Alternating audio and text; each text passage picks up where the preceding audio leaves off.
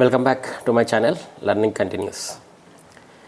ఈ టాపిక్ ఇప్పటికే ఒక 100 సార్లన్నా మాట్లాడుంటా లాస్ట్ 2-3 ఇయర్స్లో.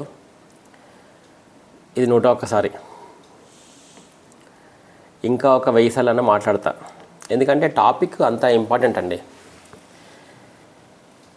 ఏంది అంత ఇంపార్టెంట్ అంటే especially for the students, aspirants who are preparing for group 1 కానీ యూపీఎస్సీ కానీ. చెప్పాను, నేను చాలాసార్లు చెప్పాను ఇంతకుముందు, మీకు తెలుసు, నా వీడియోలు చూస్తే అర్థమవుతుంది. కానీ మల్టిపుల్ టైమ్స్ గుర్తు చేస్తూ ఉన్నా, చేయాల్సి వస్తుంది, మల్టిపుల్ టైమ్స్ గుర్తు చేయాల్సి వస్తుంది. ఎందుకంటే ఐఎమ్ సీయింగ్ నో ప్రోగ్రెస్. ఎన్నిసార్లు నేను చెప్పినా కానీ నేను ఎక్కడ కూడా పెద్ద ఏం ప్రోగ్రెస్ ఏం చూడట్లేదు. అంటే ఎట్లా చూడలేదు ప్రోగ్రెస్ అంటే, నా ఫ్రెండ్స్ చాలామంది ఉన్నారు కదా, ఇప్పుడు గ్రూప్ 1తో మనం ప్రిపేర్ అయినప్పుడు కానీ యూపీఎస్సీ కానీ, ఈ ప్రిపరేషను ఇంకా most of the people 90% of the people preparation they are still doing in the conventional వేలోనే చేస్తున్నారు. అంటే కన్వెన్షనల్ వే అంటే ఇంకా పెన్ను, పేపరు, బుక్కులు 10 బుక్కులు పెట్టుకొని చదవడము, అవే బుక్కులు తిప్పడము, అటు తిప్పడం ఇటు తిప్పడము, ఇట్లా చేస్తున్నారు. ఇది మంచిదే అండి, ఈ పద్ధతి మంచిదే, ఒక విధంగా మంచిదే. మెయిన్స్కి హెల్ప్ చేస్తుంది. ఇప్పుడు యూపీఎస్సీ కానీ గ్రూప్ 1 కానీ మెయిన్స్కి okay, writing practice is good. కానీ ప్రిలిమ్స్ లెవెల్లో ఈ ప్రిపరేషను సరిపోవట్లేదు. ఎందుకు సరిపోవట్లేదు అంటే, ఇప్పుడు అన్ని పబ్లిక్ సర్వీస్ కమిషన్ బోర్డ్స్ కానీ, యూపీఎస్సీ బోర్డ్స్ కానీ, లేకపోతే బయట కోచింగ్ ఇన్స్టిట్యూషన్స్ కానీ, వీళ్ళందరూ కూడా they have started using AI, artificial intelligence. ఇప్పుడు పేపర్ సెట్టింగ్కి ఇంతకుముందు అంటే మంచి ప్రొఫెసర్లని వీళ్ళని పెట్టి డబ్బులు ఇచ్చి పేపర్ సెట్టింగ్ చేయించేవాళ్ళు, అవునా కదా? కానీ ఇప్పుడు అట్లా చేయట్లేదు. ఇప్పుడు paper can be set by anyone. ఒక టెక్స్ట్ బుక్ అప్లోడ్ చేసేసి పీడిఎఫ్ అప్లోడ్ చేసేసి నువ్వు చాట్ జీపీటీకి కానీ, ఒక జెమినైకి కానీ, ఒక గ్రాక్కి కానీ, ఒక క్లౌడ్కి కానీ, దేనికో ఒక దానికి ఇచ్చేసి దీంట్లో నుంచి ప్రాపర్గా నువ్వు క్వశ్చన్స్ ప్రిపేర్ చేయు అని ప్రీవియస్ క్వశ్చన్ పేపర్స్ ఇచ్చేస్తే 2 నిమిషాలలో నీకు ఒక సెట్ ఆఫ్ క్వశ్చన్స్ వచ్చేస్తున్నాయి. మరి క్వశ్చన్ పేపర్స్ ప్రిపరేషన్లో ఇంత అడ్వాన్స్మెంట్ జరుగుతున్నప్పుడు మన ఎగ్జామ్ ప్రిపరేషన్లో ఇంకా ట్రెడిషనల్ వేస్ ఫాలో అవ్వడం కరెక్టేనా? డెఫినెట్గా కరెక్ట్ కాదు. మరి ఇది ఎందుకు అర్థం అవ్వట్లేదో నాకైతే, జనాలకు ఎందుకు అర్థం అవ్వట్లేదో నాకైతే అర్థం అవ్వట్లేదు. ఇప్పుడు నేను చాలాసార్లు చెప్పిన ఈ ఎగ్జాంపుల్ కూడా, ఇంతకుముందు ఎడ్ల బండి మీద వెళ్ళేవాళ్ళము, నడుచుకుంటూ వెళ్ళేవాళ్ళము, షిప్లో వెళ్ళేవాళ్ళము. ఇప్పుడు వెళ్తున్నామా అండి? ఇప్పుడు అమెరికా పోవాలంటే ఫ్లైట్ ఎక్కుతాం. షిప్లో వెళ్తున్నామా? నెలన్నర ఇంతకుముందు పట్టేది, ఇప్పుడు వెళ్ళట్లేదు కదా. ఇప్పుడు 24 అవర్స్లో వెళ్ళిపోతున్నాం. అంటే we're using technology to the utmost. ఏ విషయంలో తీసుకోండి. ఇప్పుడు కంప్యూటర్స్ అనేవి ఒకప్పుడు స్పెషల్గా ఓన్లీ సాఫ్ట్వేర్ ఇంజనీర్స్ మాత్రమే కంప్యూటర్స్ చేసేవాళ్ళు. కానీ ఇప్పుడు చూడండి, మీరు ఎక్కడన్నా లీగల్ సిస్టంలో, జ్యుడిషియరీలో జడ్జిల ముందర కంప్యూటర్సే ఉంటున్నాయి. జడ్జిలు కూడా ల్యాప్టాప్లు ముందర పెట్టుకునే వాళ్ళు తీర్పులు చెప్తున్నారు. డాక్టర్స్ సిస్టమ్స్ ముందర ల్యాప్టాప్లు పెట్టుకొని వాళ్ళు ఆపరేషన్లు చేస్తున్నారు. ఏమైనా ఇమ్మీడియట్గా ఏమైనా డౌట్ వస్తే అప్పటికప్పుడు గూగుల్ చేస్తున్నారంట, మనం ఎప్పుడు చూడలేదు. ఏదైనా ఎనీ స్ట్రీమ్, ఒక లీగల్ సిస్టమ్ కానీ, ఒక డాక్టర్ కానీ, ఒక లాయర్ కానీ, మీరు ఎక్కడ తీసుకున్నా, ఇప్పుడు అంతెందుకండి, పోలీసు వాళ్ళకి కూడా మొన్న నేను ఎప్పుడో చూస్తే వాళ్ళు సెక్షన్లకు తెలియకపోతే ఇమ్మీడియట్గా గూగుల్ అవుట్ చేసి వాళ్ళు అరే ఈ సెక్షన్ అది, ఆ సెక్షన్ ఇది అని అంటున్నారు. మరి అందరు అప్డేట్ అవుతున్నప్పుడు మనం ఎందుకు అప్డేట్ అవ్వట్లేదు? నాకు చాలా కామన్గా వినిపించే ఆన్సర్ ఏంటిదంటే, అన్న నేను ఫార్మసీ బ్యాక్గ్రౌండు, అన్న నేను బీకామ్ బ్యాక్గ్రౌండు, అన్న నేను బీఏ బ్యాక్గ్రౌండు, నాకు కంప్యూటర్సే తెలియదు, నేను ఇంతవరకు ఎప్పుడు కంప్యూటర్ ముట్టుకోలేదు, నాకు కంప్యూటర్ అంటే భయము అని అంటున్నారు. చూసినావా? వాళ్ళ కోసమే ఈ వీడియో. అది మీరు అట్లా అంటే మీరు వెనకబడిపోతారండి. ఓకే, నాకు అర్థమైంది, మీ పరిస్థితులను బట్టి you have done whatever the courses that are not equipped with computers. మీరు అలాంటి కోర్సెస్ చేశారు. కానీ ఈ ఆన్సర్ ఎన్ని రోజులు చెప్తారు? ఏదో ఒక రోజు అప్గ్రేడ్ కావాలి కదా, నేర్చుకోవాలి కదా. అంటే కాంపిటీషన్, ఇప్పుడు బీఏ చదివిన స్టూడెంట్స్ మీరు బీఏ వాళ్ళతోనే కంపీట్ చేస్తున్నారా? లేదు కదా. మీరు బీటెక్ కంప్యూటర్ సైన్స్ కంపీట్ చేస్తున్నారు పబ్లిక్ సర్వీస్ కమిషన్ ఎగ్జామ్లో.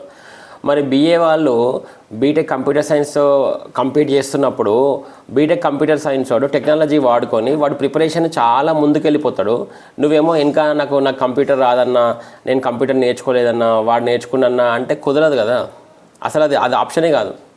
ఇప్పటి నుంచి ఎవరన్నా అట్లాంటి రీజన్స్ చెప్తే మాత్రం నేను ఏం చేయలేను, నేనే కాదు ఎవరేం చేయలేరు. ఇన్ఫ్యాక్ట్ అంటే సొసైటీ అట్లా పాడైంది కదా. The society is going too fast. ఎంత టూ ఫాస్ట్ అంటే నేను చెప్తున్నా, నేను ఆల్మోస్ట్ 20 years అవుతుంది ఐటీ ఇండస్ట్రీలో. 2006లో జాయిన్ అయినా, ఇప్పుడు 2026 కదా, 20 ఏళ్ళు అవుతుంది. 2006-07లో మేము కోడింగ్ చేసినప్పుడు ఒక 500 lines ఆఫ్ కోడ్ రాయాలంటే ఒక వారం పట్టేదండి. ఒక వారం పట్టేది. ఇప్పుడు నేను రోజుకి 10,000 lines ఆఫ్ కోడ్ రాస్తున్నాను.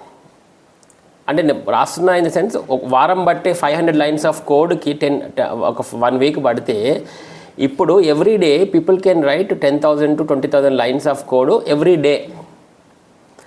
అంటే మనం ఎట్లా రాస్తున్నాము? Because of the AI agents, ChatGPT కానీ ఏదైనా ఏ ఏజెంట్ ఉంటే ఆ ఏజెంట్ అంత డెవలప్మెంట్ అయిపోయింది కదా. అంత డెవలప్మెంట్ అయిపోయింది. అసలు డ్రాస్టిక్ టెక్నాలజికల్ వేరియేషన్ అండి. Drastic technological variation. అసలు మీరు నమ్మరు. టెక్నాలజీలో ఒక 20 years నుంచి ఉన్న వాళ్ళు చెప్పగలుగుతారు అప్పుడు ఓల్డ్ స్కూల్ ఎట్లా ఉండే, ఇప్పుడు న్యూ స్కూల్ ఎట్లా అయింది. మేము అప్పుడు ఎంత తంటాలు పడేవాళ్ళం అంటే ఐటీలో ఉన్నప్పుడు, మేము అప్పుడు ఒక కాన్ఫరెన్స్ కాల్ మాట్లాడాలంటే మాకు ఐఎస్డి నెంబర్స్ ఇచ్చేవాళ్ళు అనమాట కంపెనీస్.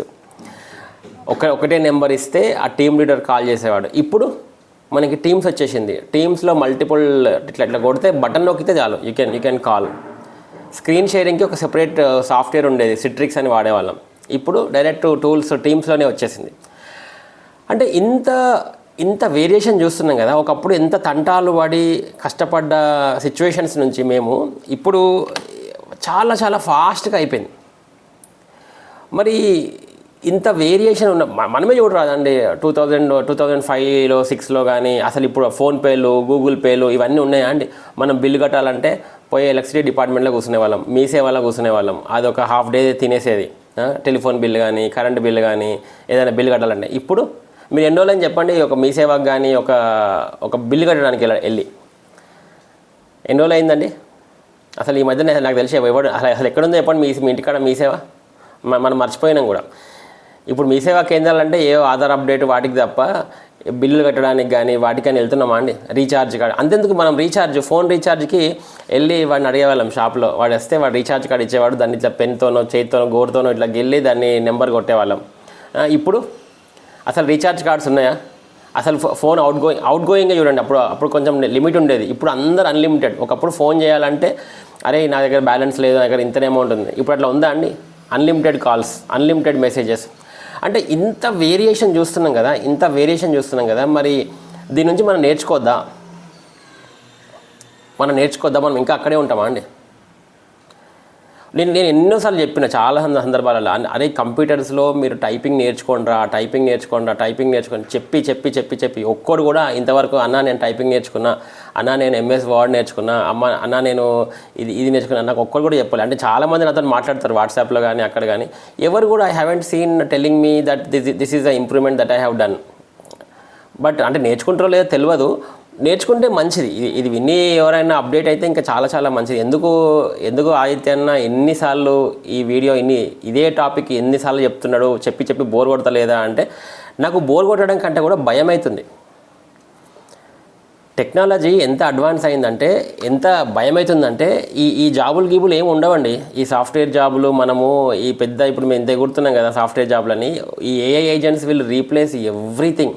ఇప్పుడు అసలు అవసరమే లేదు. ఇప్పుడు మేము చేస్తున్న వర్క్, ఏదైతే మేము చేస్తున్న వర్క్ ఉంది కదా, అది ఒక్క చాట్‌జిపిటి చేసేస్తుంది వర్క్. ఇంతకుముందు అవసరమైన మనుషులు ఇప్పుడు చాట్‌జిపిటిలు, జెమినైలు చేసేస్తాయి. అంత వ్యత్యాసం ఉంది, అంత తేడా ఉంది. వేరే వాటికి మాత్రమే నెక్స్ట్ జనరేషన్ అంటే ఒక నెక్స్ట్ 10 years ఈ ప్లంబింగ్కి, ఎలక్ట్రీషియన్లకి వాటికి హెల్ప్ అవుతుంది. వాళ్ళకి చాలా డిమాండ్ ఉంటుందండి. నేను చెప్తున్నా కదా, ఒక సాఫ్ట్వేర్ ఇంజనీర్ గాడు ఒక 20-30 వేలు సంపాదించడానికంటే కూడా ఒక బయట హార్డ్ వర్క్ చేస్తారు. మనం ఏదైతే హార్డ్ వర్క్ ఇది చిన్న జాబ్ అనుకుంటాం కదా. ఫర్ ఎగ్జాంపుల్ ఎలక్ట్రీషియన్ అనుకో, ఒక ప్లంబర్ అనుకోండి, ఒక కార్పెంటర్ అనుకోండి. మనము ఇప్పుడు చూడండి, అసలు మీరు చూడండి, మీరు కావాలంటే జస్ట్ అర్బన్ క్లాప్లోకి వెళ్ళి, అర్బన్ క్లాప్ యాప్ ఉంది కదా, మీరు హౌస్ క్లీనింగ్కి ఒకటి బుక్ చేయండి, మీకు 3 రోజులు పడుతుంది. మీకు స్లాట్ దొరకడానికి. మళ్ళీ ఆ స్లాట్ కూడా ఆడు చెప్పిన స్లాట్కి మనం బుక్ చేయాలి. మీరు ఒక ఎలక్ట్రీషియన్ని, ప్లంబర్ని బుక్ చేయండి, వాళ్ళకి ఎంత డిమాండ్ ఉంది అంటే చెప్తున్నా. ఈ ఈ సాఫ్ట్వేర్ జాబులు పడిపోతాయి. ఈ ఏఐ ఏజెంట్లు వచ్చిన తర్వాత ఇవన్నీ తక్కువవుతాయి. మన ట్రెడిషనల్ జాబ్స్కి చాలా చాలా వాల్యూ అవుతుందండి. ప్లంబింగ్ కానీ, ఎలక్ట్రీషియన్ కానీ, వాటెవర్, ఇవన్నీ కూడా నార్మల్ ఉన్నాయి కదా. అరే ఎంత డిమాండ్ ఉందండి లేబర్కి ఎంత డిమాండ్. ఒక సైడ్ ఏమో మనం అన్ఎంప్లాయ్మెంట్ గురించి మాట్లాడతాము, ఇంకొక సైడ్ ఏమో లేబర్కి చాలా కొరత ఉంది. ఒక్క ఇల్లు క్లీన్ చేద్దామంటే, నేను ఒక్కరిని పట్టుకుందామంటే నాకు దొరకరే. నాకే కాదు, ఎవరికైనా, మీ అందరికీ అదే ప్రాబ్లం కదా. అందరికి ఇప్పుడు దెర్ ఇస్ బిగ్ గ్యాప్ ఉంది. కానీ మళ్ళీ చూస్తే అడ్డ మీద మాత్రం కూలీలు ఉంటారు. కూలీలు మాత్రం అన్న మాకు పని దొరకలేదు, మాకు అన్ఎంప్లాయ్మెంట్ ఉంది అంటారు. ఇంకొక సైడ్ ఏమో జాబ్ ఇస్తామంటే ఇది దొరుకుతాయి. అఫ్కోర్స్ ఇది వేరే టాపిక్ అనుకోండి ఆల్టుగెదర్.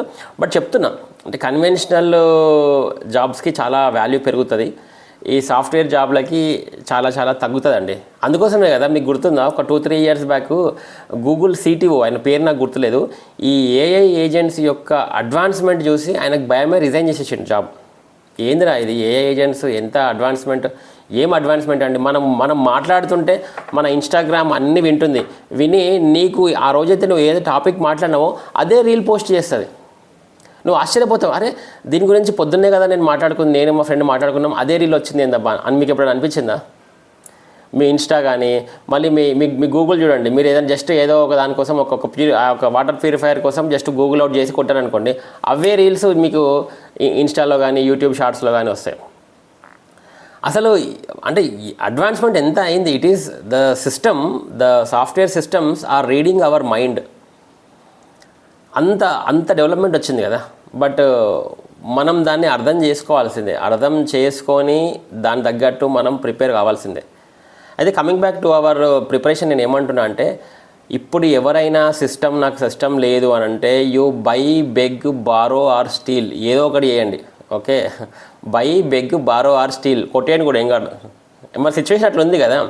కానీ నేర్చుకోవాలి. కంప్యూటర్స్ మాత్రం నేర్చుకోవాలి. సామ, దాన, భేద, దండోపాయాలు అంటాం కదా తెలుగులో. అట్లనే by, beg, borrow or steal. మీరు ఏదో విధంగా యూ గెట్ ద సిస్టమ్. మళ్ళీ laptop in the sense desktop కానీ, ల్యాప్టాప్ కానీ. మళ్ళీ మీరు నేను ట్యాబ్ ఉంది అంటే కుదరదు. ట్యాబ్ కానీ ఇవన్నీ కూడా, ట్యాబులు ఇవి సామ్సంగ్ ట్యాబులు ఇవి వచ్చినాయి కదా, అవి పెద్ద హెల్ప్ఫుల్గా లేవండి. అంటే మీకు రీడింగ్కి హెల్ప్ అవుతుంది కానీ ప్రాక్టీస్కి హెల్ప్ కాదు. మీరు ఏదైనా టైప్ చేయాలన్నా ప్రాక్టీస్కి హెల్ప్ కాదు. సో టేక్ వన్ కంప్యూటర్, చిన్న కంప్యూటర్ తీసుకోండి. 20,000 వస్తుంది, 15,000 వస్తుంది, 10,000 వస్తుంది. ఎవరైనా మీ ఫ్రెండ్స్ ఓల్డ్ కంప్యూటర్స్ ఉంటాయి, వాళ్ళ దగ్గర తీసుకోండి. ఎక్కువ ఇన్వెస్ట్మెంట్ చేయకపోతే తక్కువ ఇన్వెస్ట్మెంట్ చేసుకోండి.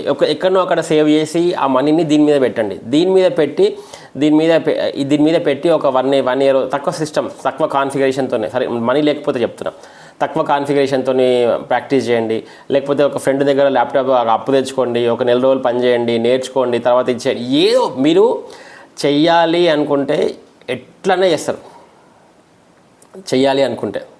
ఇక చెయ్యొద్దు అనుకుంటే మస్తు రీజన్స్ ఉంటాయి. అన్న నాకు సిస్టమ్ ఇచ్చే ఫ్రెండ్ లేడు, అన్న నా దగ్గర 20,000 డబ్బు లేదు, అన్న నాకు టైం లేదు, నాకు వర్క్ ఉంది, నాకు లేస్తలేదు, 100 రీజన్స్ చెప్పొచ్చు. చెయ్యబుద్ధి అవ్వకపోతే, చెయ్యాలనుకుంటే ఎట్లనే చేస్తారండి, నేను చెప్పేది అది.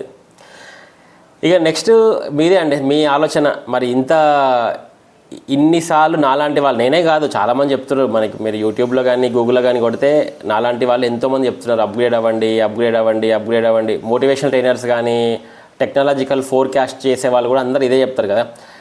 మనం ఫోర్కాస్ట్ చేయకపోతే పడిపోతామండి. ఇప్పుడు మీకు నోకియా ఉంది కదా, నోకియా గుర్తుందా? ఎర్లీ 2000s నోకియా దుమ్ము దులిపింది. కానీ ఒక్కసారి నోకియా పడిపోయింది. ఎందుకు అని అంటే, ఆ సిచ్యువేషన్లో దే కుడెంట్ ఫోర్కాస్ట్. ఆండ్రాయిడ్ అనేది చాలా హిట్ అవుతుంది అని నోకియా ఫోర్కాస్ట్ చేయలేదు, సామ్సంగ్ ఫోర్కాస్ట్ చేసింది. నోకియా ఇప్పుడు ఎక్కడ పోయింది? భూగర్భంలోకి వెళ్ళిపోయింది నోకియా. అట్లనే మనం కూడా, ఒక కంపెనీ కూడా ఫోర్కాస్ట్ చేయకపోతే పడిపోతుంది, ఒక దేశం ఫోర్కాస్ట్ చేయకపోతే పడిపోతుంది. అట్లనే యాజ్ ఎ ఇండివిజువల్ మనం కూడా ఫోర్కాస్ట్ చేసుకోవాలి కదా. We have to forecast what is the next 5 years దేని మీద ఉంది, మనం ఎక్కడ ఉన్నాము, ప్రపంచం ఎక్కడ పోతుంది, మనం ఎక్కడ ఉన్నాం.